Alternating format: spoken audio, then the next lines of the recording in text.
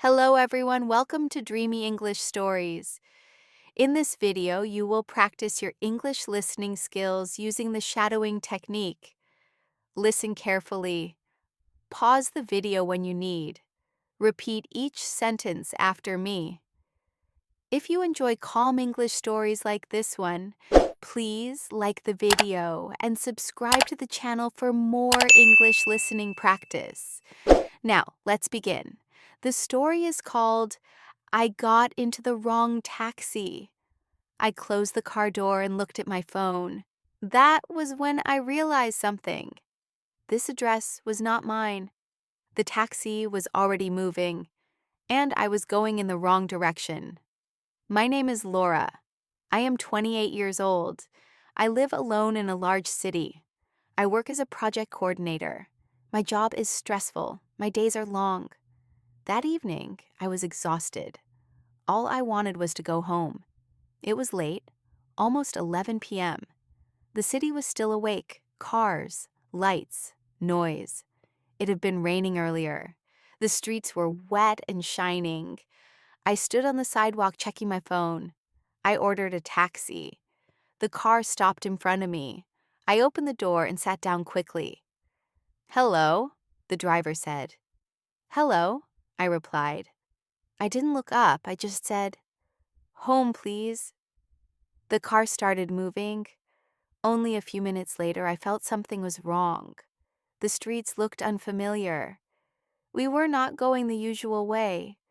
I checked my phone. The address on the screen was different. My heart beat faster.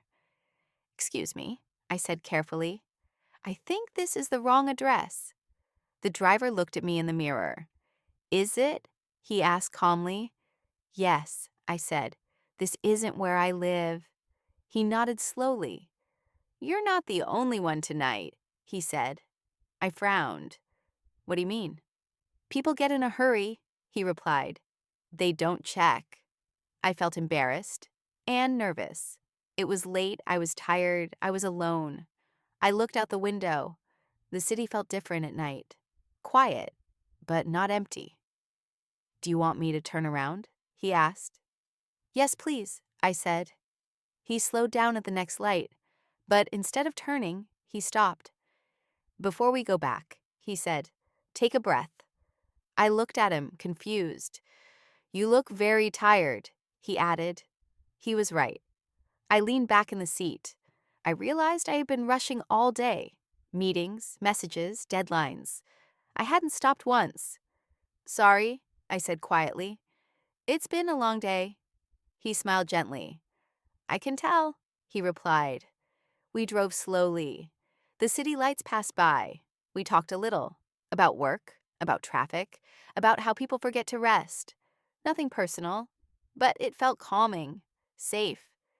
Finally, we turned back. This time, I watched the road carefully. The streets started to look familiar again. My shoulders relaxed. The taxi stopped in front of my building.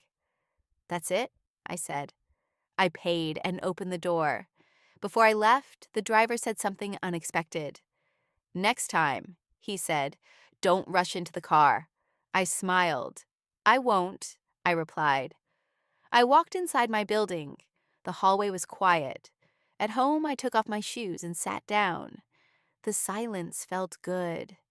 I made tea and sat by the window.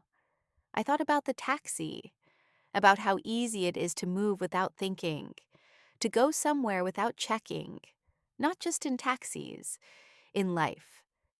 Sometimes we end up in the wrong place because we are tired, but slowing down helps us find the right direction again. Now listen to the story again. Pause after each sentence and repeat using the shadowing technique. This will help you improve your English listening and speaking skills. Tell me in the comments, have you ever taken the wrong taxi or gone the wrong way? Thank you for listening. See you in the next story.